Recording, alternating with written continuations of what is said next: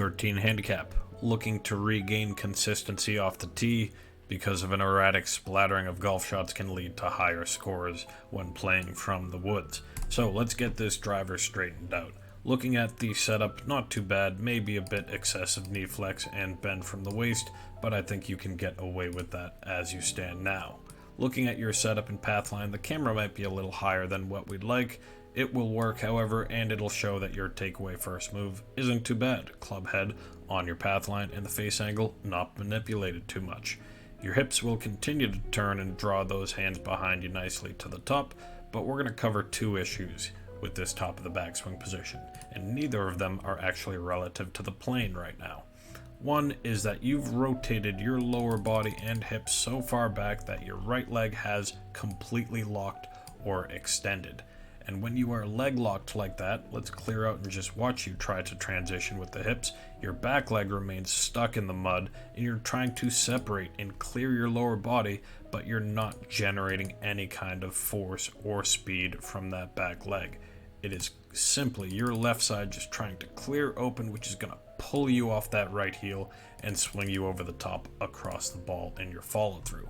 So not being able to generate any kind of force or lateral push towards target from the back foot can lead to the steepening of the shaft as well. So there's a lot of different things that can affect different aspects of your golf swing as well.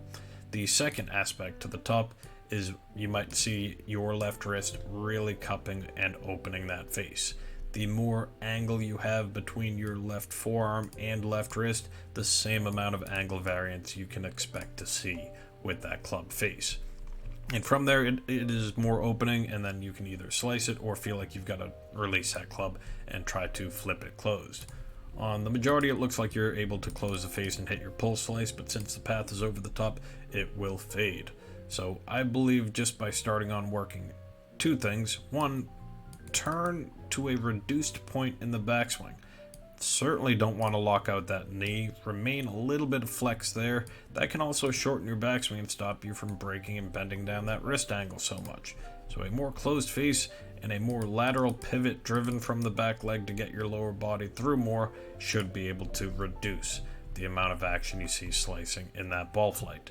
We got one more quick look from the face-on-ish view, more bird's eye face-on, to look at your grip. Try to get that right thumb to match on this side of the grip, because when you've got that right hand over, you can often tend to scoop or use those hands, especially that right hand, too much through strike. But let's get a lead line on the hip and see if there's any kind of sway or rocking of the body. No, you don't move off of it too bad. It's just another clear look to see how far that left wrist has bent the club face open.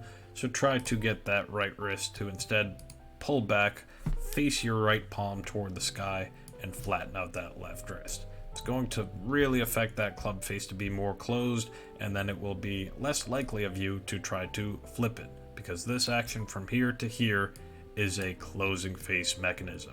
You're trying to take the face which is open right here and close it by impact, but oftentimes it's just going to look like this, scooping, raising dynamic loft, and hitting higher, shorter balls. Good luck with those changes. Sendaswing.com.